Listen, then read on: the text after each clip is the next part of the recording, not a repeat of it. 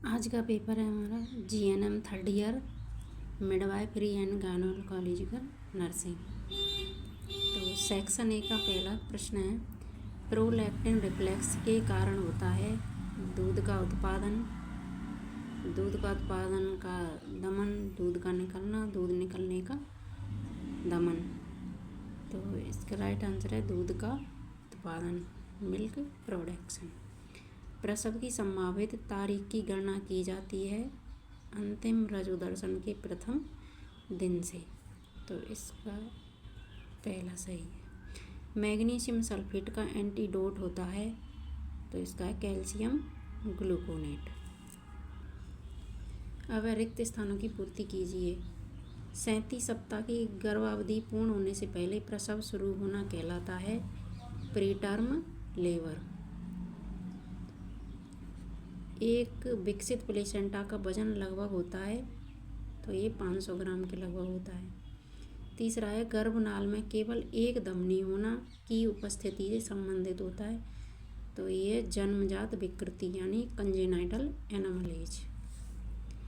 शिशु जन्म के बाद 24 घंटों के दौरान होने वाला रक्तस्राव कहलाता है, इसे बोलते हैं प्राइमरी PPH, मतलब प्राथमिक पोस्टमार्टम हेमरेज।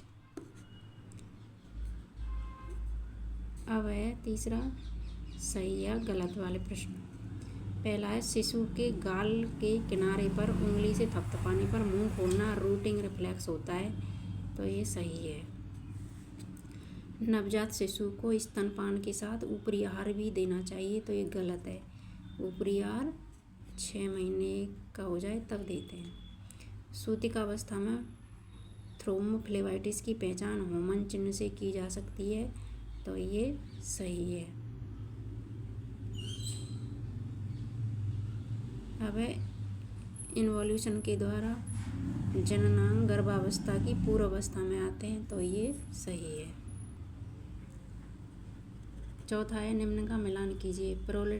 प्रोलैक्टिन, तो ये एंटीरियर पिट्यूटरी से संबंधित है, इसका है C। ऑक्सीटोसिन, ये पोस्टीरियर पिट्यूटरी से संबंधित है। प्रोजेस्टेरॉन, ये कॉर्पस ल्यूटियम से। और एल्डोस्टेरोन, ये एड्रिनल कॉर्टेक्स से। अब है सेक्शन बी में ये 6 प्रश्न है, 1 2 3 4 5 और 6। 6 में से कोई भी 5 करने होते हैं। सेक्शन सी में 3 प्रश्न हैं, 3 में से 11 12 और 13। इन 3 में से कोई भी 2 कर दो, ये 15 अंक के हैं।